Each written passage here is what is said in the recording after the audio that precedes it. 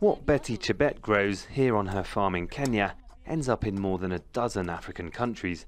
Beans from these soya plants will make cooking oil. Our area is somehow semi-arid. We have no more rain. So we decided to grow soya because they are resistant for drought.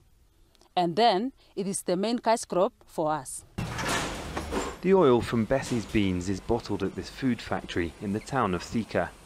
As well as using locally produced oil, its owners sometimes import oil from neighbouring countries as well, but that's subject to trade tariffs and so it costs more.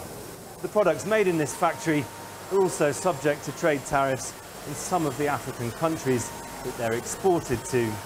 The proponents of a new African continental free trade agreement say that could soon change. Nearly all of the member states of the African Union have signed the agreement. It's due to take effect next year and progressively phase out 97% of tariffs. At the factory, the director told us it'll create jobs and reduce costs if it's implemented. This will be the single biggest market in the world where there will be free movement of goods and services. Big macro projects like this look very good, but the implementation has to be done with a united Africa, with a united thinking, united implementation. While leaders promise free trade at the African Union, many still pursue protectionist policies at home. Selling manufactured products across Africa's borders often isn't easy. It's here at the port of Mombasa that goods manufactured outside of Africa are imported to the region. Most African countries trade more with countries in Europe and Asia than with each other.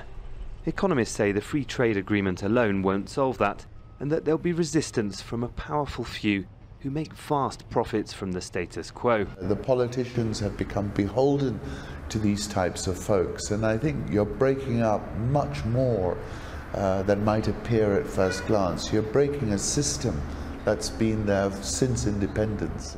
The products from the food factory are trucked around the region, but this kind of manufacturing and export happens less in Africa than any other continent.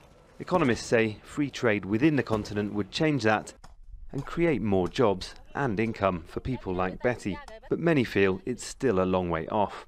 Malcolm Webb, Al Jazeera, AfCTA, Kenya.